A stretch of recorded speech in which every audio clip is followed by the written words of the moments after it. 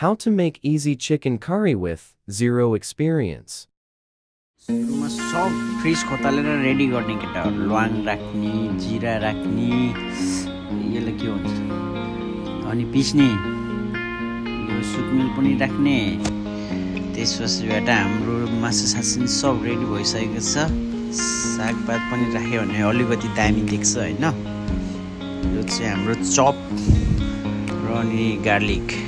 पेस्टा नुन यो चाहिँ जापानिज करी पाउडर हो नेपाली करी पाउडर गाह्रो छ पाउन सजिलो छ तर मैले भनेको कि अनि हाम्रो चाहिँ प्याज भुट्ने भुट्ने हो अलिकति रातो पछि रातो भन्नाले पहेँलो हो मासु राख्ने मासुलाई पनि चलाचलै गर्नुपर्छ है गाइस आमामा हेर प्रोफेसनल मान्छे तरिका हो हैन ट्याक्क भुटेपछि मैले किन यो राखेको भने चाहिँ यो चाहिँ साह्रो हुन्छ नि त के हुन्छ यसलाई क्यारोट नेपालीमा के हुन्छ क्यारोटलाई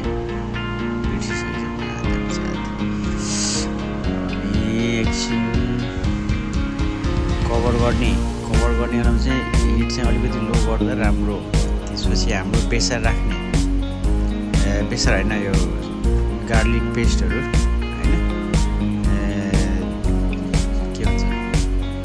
लसुन अदुवा पेस्ट एकछिन घोल्ने अनि राख्ने फेरि अनि यो चाहिँ यो पाउडर राख्ने टिमरिक पाउडर हुन्छ कि के हुन्छ हैन अनि नुन पनि राख्ने मजाले घोल्ने फेरि घोल्नु चाहिँ अति घोल्नुपर्छ नि केटा हो अनि फेरि घोल्ने टोपी लाउने बस्ने हो मैले यो अनि हइको त्यो जिरा धनिया जिराहरूको धुलो राखेँ यो साग चाहिँ अलिकति चाँडो राखिएछ यो साग चाहिँ अलि लास्टतिर राखे नि हुन्छ यो फ्यात्तै गल्ने रहेछ के फेरि गोल्ने त हो यो चाहिँ हैन घोलेर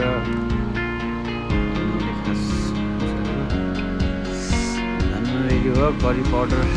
यो हैन करी पनि राखेको छ एकदम राम्रो छ यो करी पाउडर एकदम मन्द मुस्कान दिन्छ गन्ध दिन्छ केटा हो च्याट टलाएर राख्ने फेरि घोल्ने